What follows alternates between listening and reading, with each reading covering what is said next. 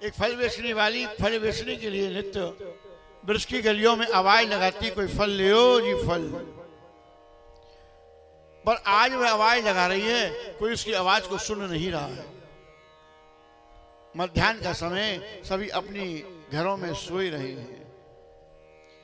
भगवान बाल कृष्ण के कानों में ये आवाज जाती है। वह तत्क्षण अपने छोटे छोटे हाथों में अनाज लेकर के और फलवारी के पास पहुंच जाते हैं। अरे फलवारी, ये फल मुझे दे दे और बदले में अनाज ले ले। उस समय मुद्रा के रूप में वस्तु थी, वस्तु विनिमय का समय था। एक वस्तु के बदले में दूसरी वस्तु प्राप्त हो जाती है। छोटे छोटे हाथ है।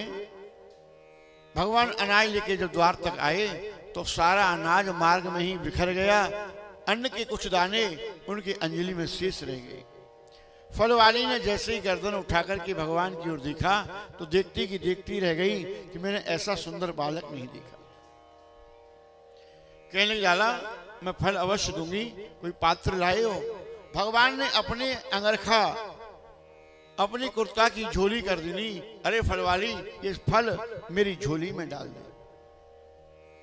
आप लोग बताएंगे फलवाली कौन सा फल बेच रही थी?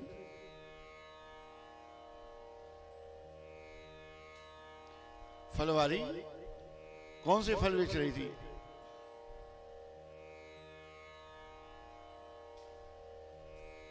आप लोगों ने ये फल नहीं बेचे, ना खरीदे?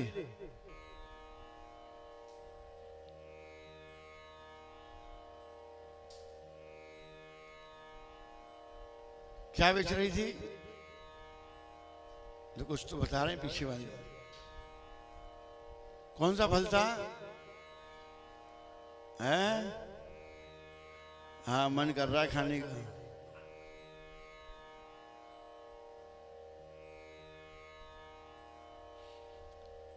और कोई बताएगा?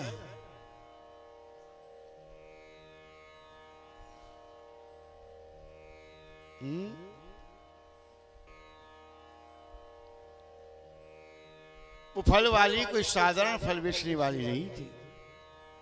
ना वो आम, पपीता, सेब, केला, अमरूद, संतरा, चीकू बेच रही थी। वह एक जीवात्मा है। जन्म जन्मांतर से अपने कर्म रूपी फल को अपने शीश पर रखकर संसार सागर में विचरण कर रही। जैसे हम और आप न जाने कितने जन्म हो चुके। कौन सी जन्म का ये पूर्ण फल है कि यह मनुष्य जन्म प्राप्त हुआ। उसमें भी ये भगवत चर्चा श्रवण करने का अवसर तीर्थ के अंतर्गत प्राप्त हुआ। वह जीवात्मा अपने कर्मजन बंधन के फलों को शीश पर रख कर के घूम रही थी।